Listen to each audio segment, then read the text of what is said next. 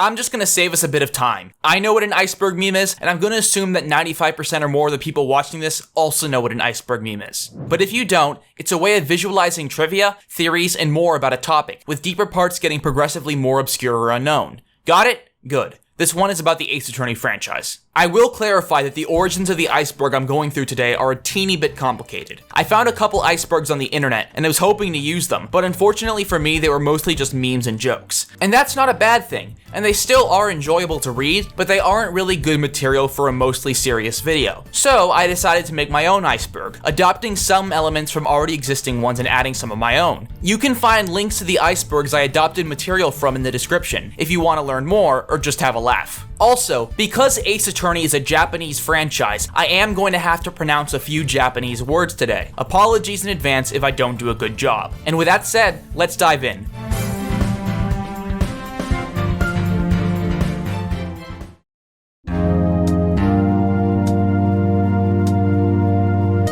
Japanifornia. Japanifornia is essentially a jokey term created by Ace Attorney fans to describe the confusing setting of the Ace Attorney localization. You see, when translating the original Ace Attorney game to English, the localization team decided to change the setting of the game from Japan to California to better accommodate the game to a Western audience. And for the time, it worked. The first game takes place entirely in settings that could fit as either parts of Japan or California, due to the relatively ambiguous urban setting. The only real exception was Mia Fey's outfit, but it didn't make a huge difference. But after the first game, the Japanese influence really started taking over, and you started chilling out in rural spirit medium villages with very Eastern architecture and talking to women in kimonos, and overall the whole ambiguous setting disappeared. But for the sake of consistency, the localized games kept pretending to take place in America. Thus, the term Japanifornia was born. It's a bit silly, but the game kind of embraces it. One of the localizers for the series, Janet Hsu, says she likes to imagine Ace Attorney as taking place in an alternate timeline where there are fewer anti-Japanese laws in the US, leading to more Japanese immigration. And in later localizations of the series, they kind of retroactively added that to the canon. Ace Attorney anime. There is an anime adaptation of the original Ace Attorney trilogy. The first season covers the original game And Justice for All, and the second season covers Trials and Tribulations. I haven't actually seen much of the show though.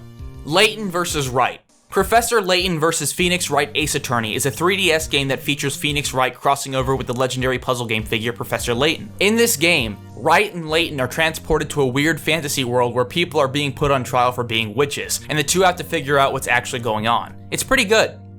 Marvel vs. Capcom 3.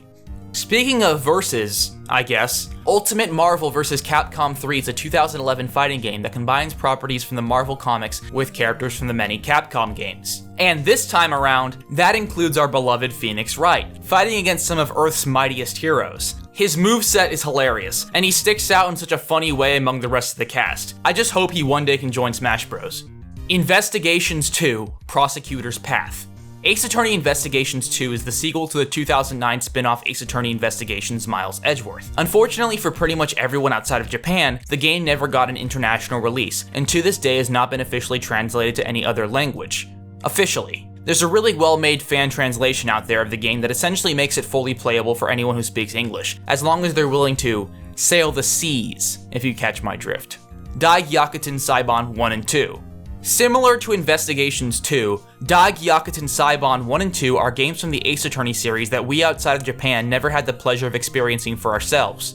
Officially. If you like to live out on the seven seas with no one out there able to control you, you are able to play the first game translated to English, and fans are currently in the process of translating the second game. It's a shame that these games aren't officially released worldwide, because they really are an awesome breath of fresh air for the series. You play as Ryunosuke Naruhodo, an ancestor of Phoenix Wright, right at the turn of the 20th century. In the game, you travel to Great Britain and team up with Sherlock Holmes to solve crimes. It's pretty awesome, and really unique. The first game of the two is also the first game that Shu Takumi, the creator of the Ace Attorney franchise, has directly written in the series since Apollo Justice, if you don't count the Layton crossover. Pause. Well, good news everybody! DGS is finally being given a worldwide release in the form of the Great Ace Attorney Chronicles. I did not see that coming. Unfortunately for me though, this news was brought out literally less than an hour after I recorded the audio for this video. Very strange timing. That being said, this is very exciting. The only thing that bothers me is that unfortunately, they had to change Sherlock Holmes' name to Herlock Sholmes, likely as to avoid licensing issues with the notoriously selective Conan Doyle estate. That being said, the name Herlock Sholmes actually has some history to it, as it was used in 1910 to use the character without dealing with legal issues in the Arsène Lupin series, which was a French series of stories about a thief. So that's actually pretty cool. Pun names.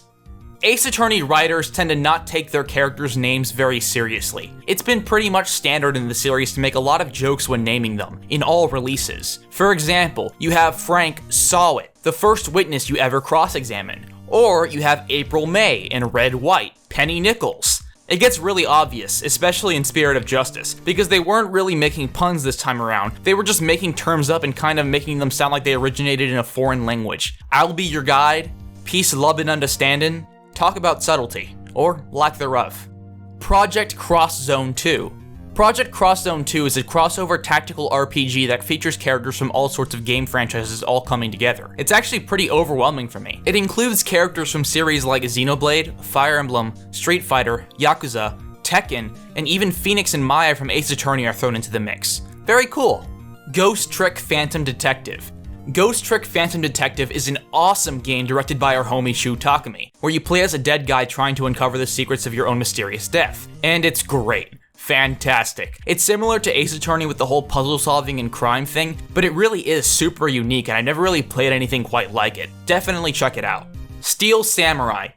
The Steel Samurai is an in-universe tokusatsu franchise that is super huge. It stars Will Powers as the Steel Samurai and Jack Hammer as the villain, the evil magistrate. The whole franchise has been a very consistently reappearing concept of the series, being included in some form in a majority of the games, ever since the first. Mia Fey is a huge fan, and so is Miles Edgeworth.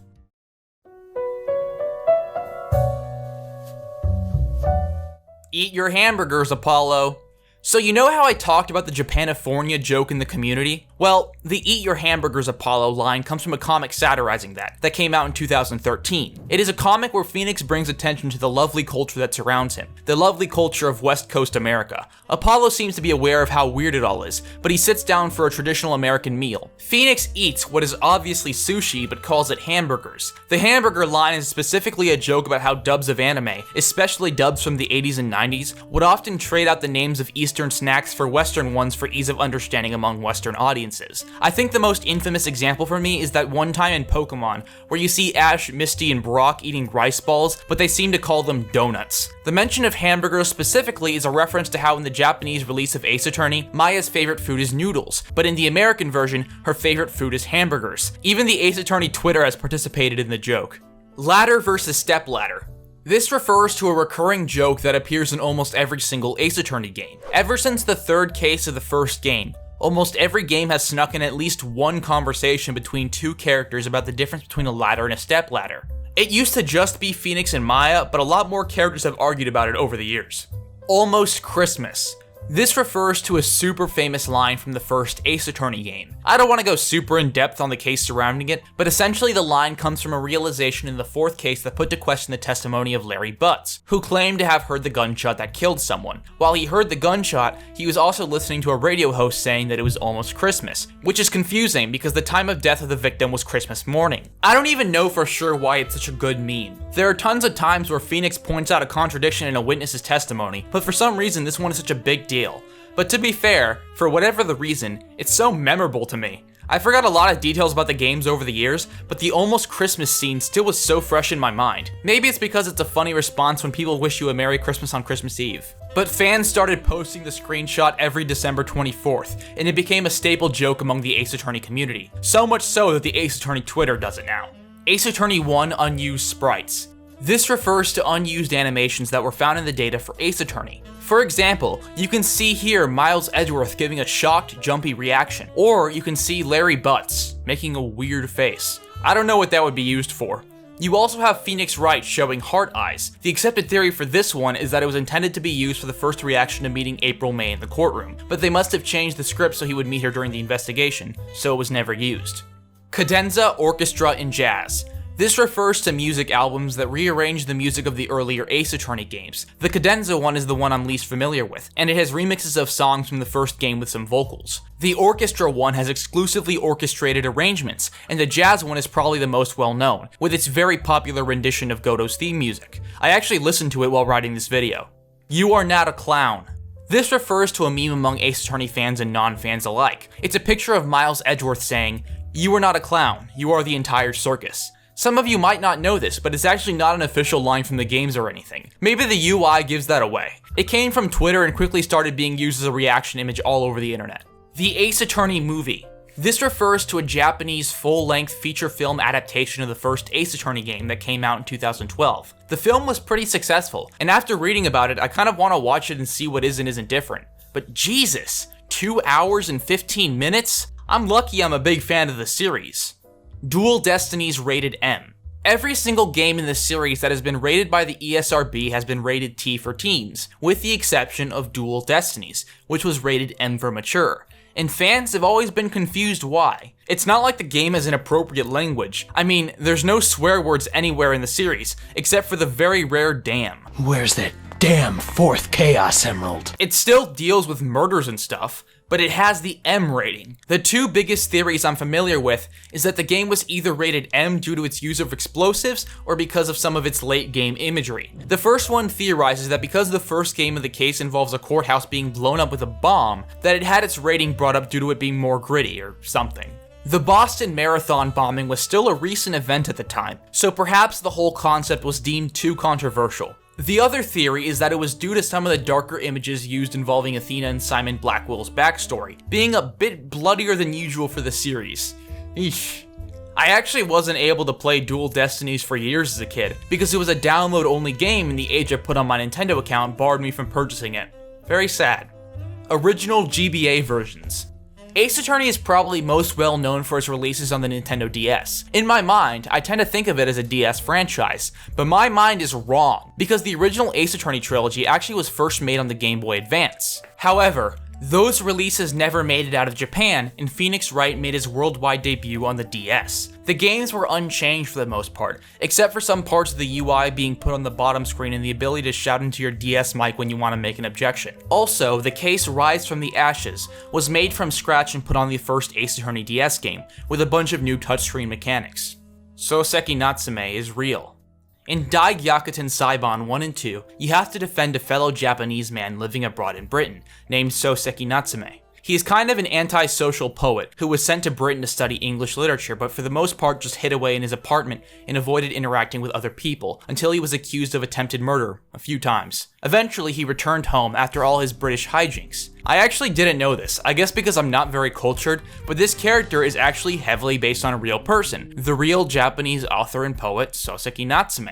In real life, he was also an exchange student in Britain studying literature. He was never arrested on suspect of murder though. I was so surprised when I found out about this, but in retrospect, it makes sense because he was given a lot of attention in the DGS games. Fictional countries. Ace Attorney actually has a lot of completely fictitious countries. Although the game takes place in either America or Japan depending on where you play it, a lot of the in-game politics involves countries that don't actually exist. Now, the obvious one is Kurine, given that you spend a whole game there, but in the investigations games especially, there's a lot of focus given on countries that are unique to Ace Attorney. In investigations, you learn about countries including Zhangfa, Alibast, and Babal. There's also Borginia, where some characters in Apollo Justice come from. There's also Wakanda. There's no Wakanda. Third case syndrome. This refers to a pattern in Ace Attorney games that a lot of fans talk about where the third case of an Ace Attorney game is very often the worst. This isn't always true in my opinion, but I can definitely see where the sentiment tends to come from, especially because the third cases tend to not be very important for the overarching story of the games, but still tend to be one of the longest in a game. So sometimes they tend to feel drawn out and kind of pointless. Turnabout Big Top is the biggest example, as it's one of the least popular cases, and it happens to be the third in Justice for All. DL6 and the Ace Attorney timeline. You may occasionally hear about how the first Ace Attorney game takes place in 2016, or how Dual Destinies takes place in 2027. And the first thing you might think is, Why the hell is everyone still using flip phones? Well, the entirety of the Ace Attorney timeline is centered on one date, the only date that has ever been stated in the series, December 28th, 2001. Someone in the comments is going to say they were born that day. December 28th, 2001 is the day of the murder of Gregory Edgeworth in the DL6 incident, and in Turnabout Goodbyes, you find out the truth about the case and solve it on the last day before its statute of limitations runs out, and the in-universe statute of limitations lasts 15 years. This places the events of Phoenix Wright Ace Attorney in the second half of 2016. The games have always let you know the month and date of the cases, so it's pretty easy to piece together the timeline from that. The Ace Attorney legal system is awful. No offense, guys, but this really is true. The police essentially arrest and charge the first person they see at a crime scene, and like, every single time they're wrong.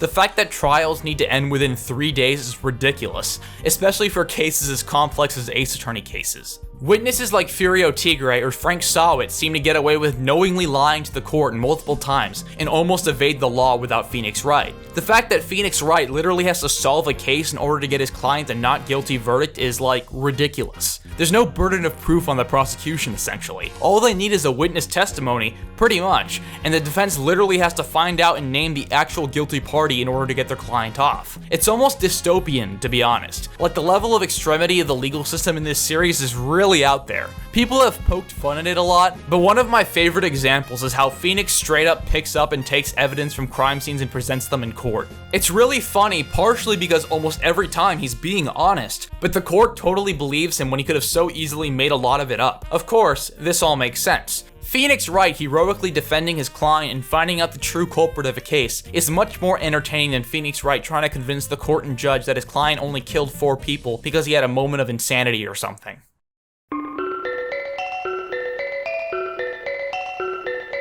Edgeworth and Rise from the Ashes.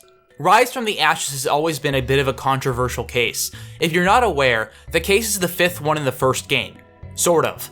The original GBA release only had 4 cases, but for the DS re-release of the first Ace Attorney, Capcom decided to make a new case for the event, and also included a bunch of DS features in it, including 3D models and touchscreen minigames. That's all well and good, but the controversy is that at this point in the series, the original trilogy had already been written, and they added this very complex case to the tail end of the first game. It was retroactively added to the timeline, and kind of messed some parts up, most notably Edgeworth's arc. Originally, Edgeworth seemed to have stopped prosecuting after Turnabout Goodbyes, and left his country of origin to meditate on what it really meant to be a prosecutor. Turnabout Goodbyes had him on the defendant's chair, and he really had to reconsider what the meaning for his job was. Now that's all well and good, but Rise from the Ashes kind of puts his disappearance on hold for a few months so he can prosecute Ema Skye. This kind of messes with his dramatic arc in Justice and opens up some plot holes in the writing. In the HD re-release of the trilogy, they partially rewrote some scenes in the second game to make it make more sense, but the DS releases just kept the scripts as is. This kind of confuses a lot of things,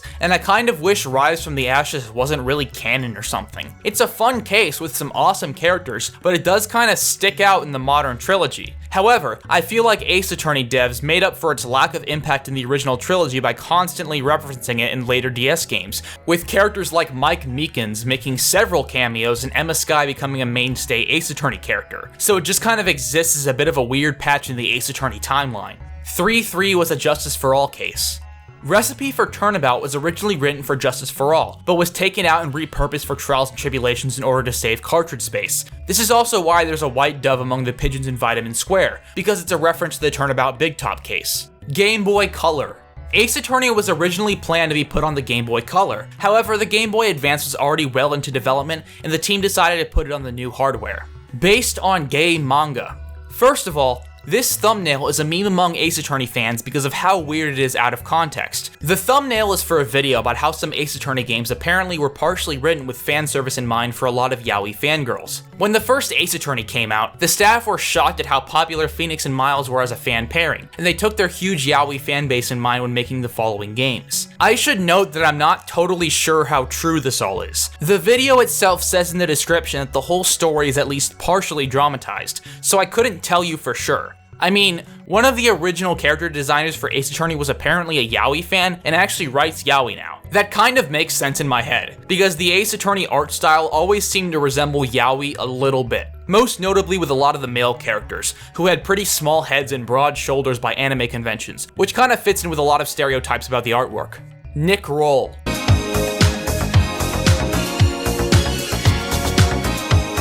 Missile.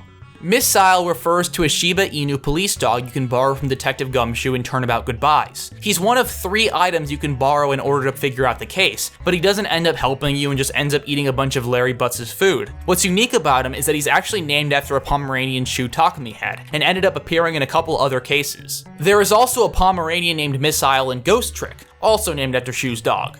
Godot's Japanese voice actor. Because Ace Attorney was a small project worked on by just a few people at its start, they never seeked out serious voice work for the first 3 games, especially because all they really needed was like 4 or 5 people to just shout out a phrase or two. They usually just got people working on the project to lend their voices. Phoenix's original Japanese voice actor was Shu Takumi, for example. One of the art guys voiced Miles Edgeworth. Most interestingly, Godot was voiced by Hideki Kamiya. You know, the Devil May Cry guy, the Bayonetta guy, the blocks me on Twitter guy. He and Shu Takumi joined Capcom around the same time and were good friends, and Kamiya wanted to voice one of the characters in Ace Attorney, and lucky for him, he got to be immortalized as the Japanese voice for one of the most popular characters in the franchise. Ema Skye Investigations. Early in the stages of planning for Miles Edgeworth Investigations, director Takeshi Yamazaki originally thought about making the game about Ema Skye as a detective, but upon getting feedback from other people working on the game, they decided to switch the focus to Miles Edgeworth, because he was a much more well-known character, and if they were going to do a spin-off, it would be best to focus on one of the series' most popular. Taiko Drum Master cameo. One of the many Taiko Drum Master games, Taiko no Tatsujin Dokkan Mystery Adventure, features Phoenix Wright along with a few other characters you might recognize. It also features some music from the series. Black psyche-locks. Black psyche-locks are a rare type of psyche-lock that represents secrets that are subconsciously kept. While normal red psyche-locks represent the secrets a person is knowingly keeping from you, black psyche-locks represent repressed memories and insecurities that the holder is unaware of. The only 2 characters ever shown to have it are Christoph Gavin and Athena Sykes. Shu the Cat. Shu the Cat is an animal character in Ace Attorney. He is Matt Engarde's pet cat, and plays a surprisingly important role in Farewell My Turnabout. Matt Engarde asks Phoenix to feed Shu while he is still in jail, and Phoenix does that. But when Phoenix is talking to Shelly the Killer over a transceiver about the safety of Mia Fey, who had been kidnapped previously in order to blackmail Phoenix into getting Matt a not guilty verdict, Shu meows right at the end of their conversation, giving Phoenix insight at Maya's whereabouts. I've always liked the Ace Attorney animal characters, and Shu is one of my favorites. I vaguely remember there being some meme among my friends years ago about Shu the Cat being the true mastermind of the case. Shu is also named after Shu Takumi. Phoenix at Gatewater Land. In Case 3 of Miles Edgeworth Ace Attorney Investigations, one can see Phoenix, Maya, and Pearl on a boat in the background of the main gate to Gatewater Land. You can also see the police chief of the Criminal Affairs Department there with his daughter. Ace Attorney is longer than most novels. I'm not actually a very good reader, all things considered. I usually have trouble reading printed books, and it's something I've always wished I could be better at. That's why I was really surprised when I learned that the first Ace Attorney game has about 210,000 words of dialogue. And considering that your average adult fiction novel usually has about 70,000 to 120,000 words, I think it's safe to say that I do more reading than I usually give myself credit for, as I can usually play an Ace Attorney game in full in just a few days. And if you're in a position like me, pat yourself on the back, because you probably read more than you realize as well. The Miracle Never Happened. This refers to an infamous typo that takes place in the bad ending of Justice for All, where Phoenix quits his job as an attorney after Matt Engarde is found not guilty. In the original DS localization of Justice for All, there is text that reads, "The miracle never happened," which is supposed to read, "The miracle never happened." It's pretty well known because of how much of a tone breaker it is for such a heavy moment in the game. Phoenix acquitted Majima. Apparently in Project Cross Zone 2, Phoenix and Goro Majima from the Yakuza games had met before the events of the game. Phoenix took on the defense of Majima and proved how quote-unquote pure and innocent Majima was. I don't know about you guys, but I'm not actually sure if Phoenix found the truth that time around. Turnabout Spotlight. This refers to an Ace Attorney stage show adaptation, where Phoenix and Maya have to defend Will Powers against the accusation of starting a theater fire, which if you don't know, isn't actually based on any existing source material from the games. I actually watched a little bit of it while doing research for this video, and it was really fun to see Ace Attorney being represented through the medium of theater.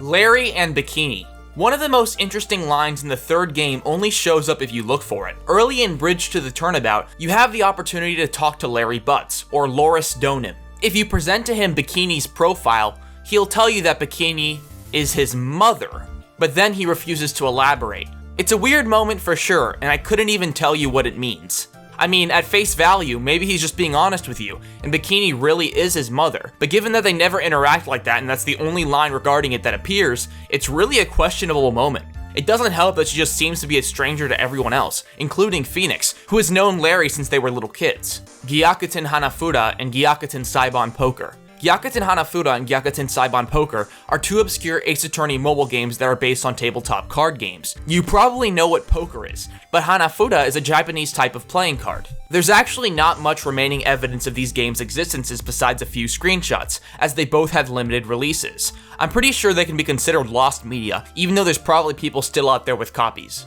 Henry Stickmin. In the second Henry Stickmin game, Escaping the Prison, you can choose to call a lawyer to defend you in court. And whom else would you call but the legend himself, Phoenix Wright, renamed Felix White in a later version. To me, this was just a cute reference, but given that I'm sure a lot of people played some of the Henry Stickmin games as kids, there's probably a lot of people out there who were first exposed to the Ace Attorney series through this game, and that's really cool. Gyakuten Puzzle Irekairu Gyakuten. This was a 2011 Ace Attorney mobile game that simulates a trial through the style of a matching puzzle game. There's not much known about it, but one cool thing is that staple evidence items like the attorney's badge and luminol fluid can be used as power-ups. Gregory based on Atticus Finch. From what I can tell, this is just a theory. If you don't know who Atticus Finch is, he's a defense attorney that represents Tom Robinson in the classic American novel To Kill a Mockingbird, and his famous 1965 film adaptation strongly resembles the likeness of Gregory Edgeworth. I don't know for sure if this is intended or not, but I can honestly see it being intentional. Ace Attorney manga in a law library. This is referring to an older Tumblr thread where someone brings up how they have Ace Attorney manga in their law school's library. However, the post was reblogged by someone questioning the legitimacy in the form of an objection mimicking the writing style of Ace Attorney. What ensued was an actual debate over whether the manga actually belonged to the library, including Phoenix, the Judge, Edgeworth, and Gumshoe. It's a hilarious read and brings me back to Tumblr culture from that period. Godot mug. In a blog post by English localization team member Janet Hsu, she brought up how some of Godot's original English names included Joseph Cuppa, Xavier Barstux, and William Havamug. She then drew a mug inspired by the character Godot. Buddy Faith design based on Yamazaki. Buddy Faith is a minor character in the first Miles Edgeworth game, and apparently his likeness was based on the appearance of the game's director, Takeshi Yamazaki, and you can definitely see it. Fun detail. Boogie Woogie Innocence. Back when Ace Attorney was originally being conceptualized, there were several potential titles being thrown around for the game. These included Naruhodo-kun's Screaming Trials, The Beautiful Verdict, Boogie Woogie Innocence, and even Let's Raise Hamsters. The hamster title existed because there was a point where they were considering making the game take place in a world of anthropomorphic hamsters. Cut animations. In the first Ace Attorney, Detective Gumshoe had this one animation where he kind of bashfully scratches the back of his head. For whatever reason, this was never used again in any following game. A similar example is this sprite of Larry looking kind of smug with his head cocked. This was also only used in the first game. These might be due to storage issues, maybe. We're not actually sure. Danganronpa inspired dual Destinies. When doing research on this topic, I found people being really against the idea that Ace Attorney Dual Destinies took inspiration from Danganronpa. It seemed like something that was a bit guarded against. I guess maybe it comes from a rivalry between Ace Attorney fans and Danganronpa fans. But honestly, I can totally see it happening. Dual Destinies saw the introduction of a few more visually dynamic parts of gameplay, like the mood matrix and revisualization that definitely do remind me of Danganronpa's flashy minigames. And I don't see it as a stretch that people working on Ace Attorney took a look at what Danganronpa was doing and decided to see how they could take inspiration from it. Gamers often seem to have this weird perception that game developers work in a vacuum and don't take influence from each other. Like somehow people working on Ace Attorney and people working on Danganronpa don't know anything about the other franchise. I don't know why people think like this. It's weird. And I'm not even calling either game a ripoff here. I'm just saying that it's likely they've influenced each other. Turnabout Storm. Some of you might be thinking back to all the Ace Attorney cases you've played, and are having trouble remembering what Turnabout Storm is. But some of you might also know what this is, and are still as dumbfounded as I am that it exists. Turnabout Storm is essentially a full-length fan-made Ace Attorney case that crosses our beloved Phoenix Wright with My Little Pony Friendship is Magic. Geez, bronies really are ambitious. Phoenix Wright is summoned to Equestria by Twilight Sparkle to help defend her good friend Rainbow Dash, who has been wrongly accused of murder. It's like 7 hours, about as long as Rise from the Ashes. It's also fully voice acted. And I'm gonna confess, this is what got me into Ace Attorney. I was like 12 at the time, and I was a big fan of the mysterious Mr. Enter. He made a review of the crossover series, and I loved the idea. I liked My Little Pony at the time, and thought the whole concept of a game where you find the truth in court to be awesome. And the rest is history. This thing is turning 10 years old this year. Wow. And they're making a sequel that's still being worked on. If you want to watch it, you can find a link to it in the description. Gyakuten Saiban Jiten. This refers to a Japanese-only Ace Attorney game. Well, it's not really a game in the same way Apollo Justice is a game, for example. It's essentially an encyclopedia for the Ace Attorney games, with music, character information, sprites, and more. It's like a wiki in your hands. Unsurprisingly though, it was never released outside of Japan.